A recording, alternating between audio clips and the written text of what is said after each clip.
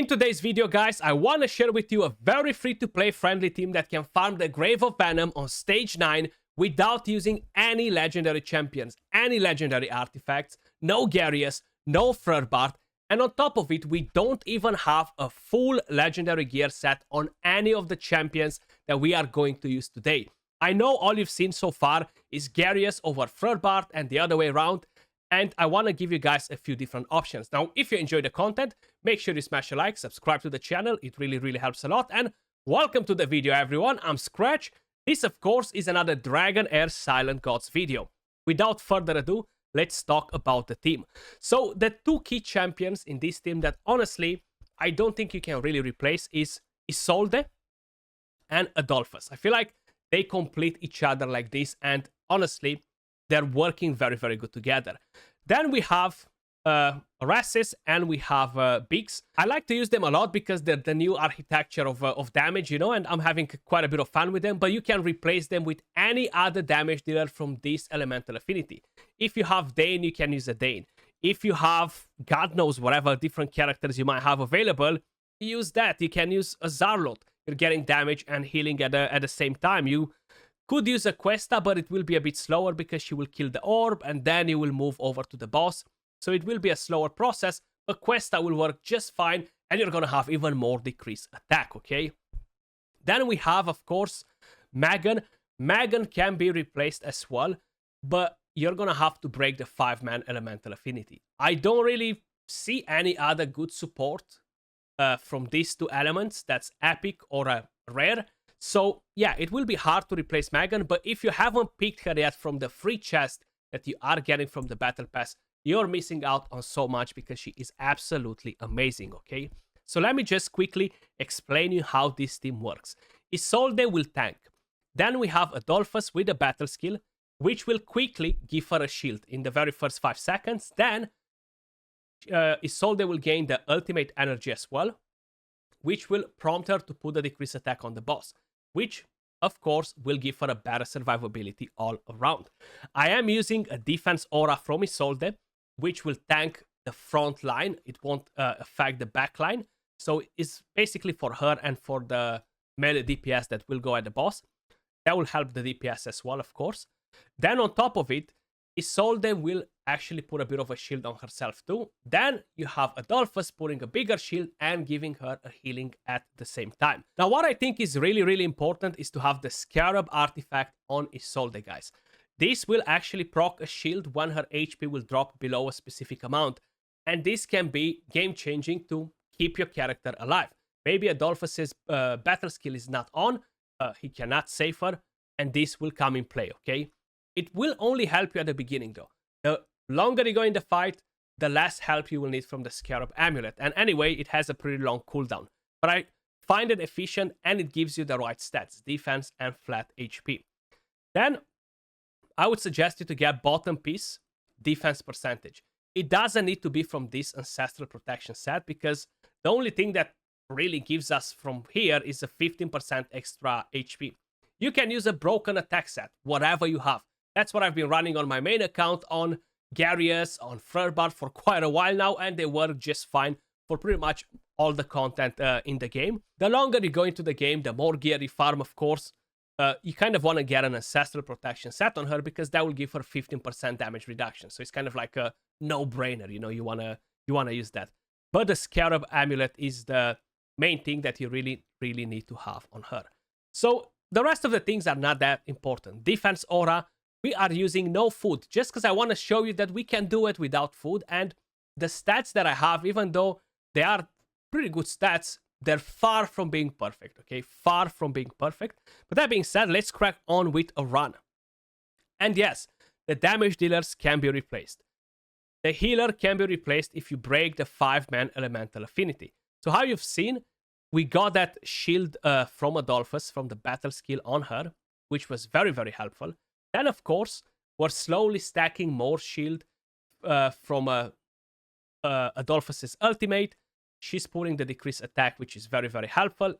That's what keeps this team alive. That's what keeps our tank alive. And yes, probably a lot of you guys tried with Furrbart, tried with Garius. with similar stats on the characters, and even like that, they were close to get hammered. Okay, I just kind of like want to point out, even now you've seen we are getting pretty low, but we are using no food. We don't even have a full legendary gear set on any of these champions. Okay, so keep that in mind. That's very, very important, because once you start getting the 3-piece legendary gear sets on your champions that gives you damage reduction, extra healing, extra increased attack, etc., is game changing, because all this becomes so much easier, you know. But first, you need to get the legendary gear. And even if you're not able to farm stage 9 straight off the back, a team like this will allow you to progress the stages. And you might not have Garius or Furbart on your account. So this is me giving you different options of very good teams that can pretty much smack most of the dungeons. And at the same time, these are very useful champions that you will use eventually in the Otherworld event. You will use them on the new legendary event that will start on my server, at least in approximately 6 days. You know, so you're not wasting anything by building these champions, because they're very, very good champions. So that's a good thing to keep in mind as well, you know. So how you may notice, Arasis is the main damage dealer in here. Biggs is more of an enabler. At the back, they are still getting damaged. Now, the positioning of the team, I forgot to explain you that at the beginning, but I'm going to go over it at the end. It's very important too, because we are trying to dodge this attack. So this has a specific coverage area. And when the boss is using that, because of the positioning that we have, he's only hitting the tanks. Check this out. You see, the only champions that took damage were the front line. The other ones took no damage. So like this is much easier to keep them alive. And that's key when we are talking about positioning. You can put the champions closer together, but that will just weaken your team, okay? So keep that in mind as well. You see, again, only the 2 front champions took damage. Arasis is not extremely tanky either. And the main thing is that he doesn't get damage too much, only from the AoEs and stuff. But he does gain increased defense from Isolde, which helps him quite a bit. He does gain the shield too from the rest. He actually just died as soon as I said it. We had no decreased attack or anything like that, which is fine. It doesn't matter, because we're still killing this boss, you know. Like, he's not the only damage dealer that we have on. We have Burns in here, plus I have 4 characters hitting the boss. It might be a slower fight to the end, a slower cruise, but we're actually gonna get it down. And if this is a issue that persists on your account, your damage dealer dies, if you have a melee damage dealer like mine, then it's fine. Just give him a defense rune, you know. Instead of attack, use a defense rune and he's gonna be fine. He's gonna be tankier, or give him an HP one, depending on what exactly is lacking on his build, you know. But here you go. And I feel like it's a pretty decent time too. Like, we're farming this under 4 minutes. If Arasis was still alive, probably it would have been approximately 3 minutes and a little bit, you know. And there you go, bang, 3 minutes and 24 seconds. We haven't used food to gain extra stats, so you can do that if you're lacking the stats that I have on the current team. This is how the statistics look. Adolphus gave a massive healing. Isolde took a massive damage together with Arasis, you know. So that's just kind of like to keep in mind. But talking about positioning. So this positioning is very, very important. 1 champion here, 1 here, 1 here. The other 2, because they're both melee, don't really matter. And even if you have 3 melee, as long as they're at the front row, they don't matter. Now, if you are using, let's just say, a different damage dealer, you might be running, instead of Arasis, maybe you're running Dane, okay? You want to position him in the exact same slot where you're seeing him right here. So Dane, him, her, and this character. Because this, again, is very, very important. Positioning is still key against this boss, because he has 2 different AoEs. One of them, which is this one, covers the entire area. This will hit your backline too, but it's not the most powerful one, so it doesn't matter. Then you have the second one, which is this one right here, in the diamond shape, okay? If you are positioning the characters like this, the tank will go in the front and will block all the damage. The boss will only hit the tank. It will dodge the other ones, and it's about the positioning of the diamond, how it goes on the box, okay? That's the key as well. Very, very important, okay? Plus, of course, having the right synergy with the right characters in here. But that being said, let me just quickly show you the builds that I have on the characters and the artifacts and kind of like what sort of stats we have on them, you know? So right here, Arasis. He has one Inventor set and we have one Barbarian set, okay? So we have Epic Runes. We do have the Eyeball of the Giant. It doesn't need to be maxed. This just improves the damage. So the main thing that I would suggest you to try and max, of course, is the Scarab, okay? This is important to get good stats on your tank.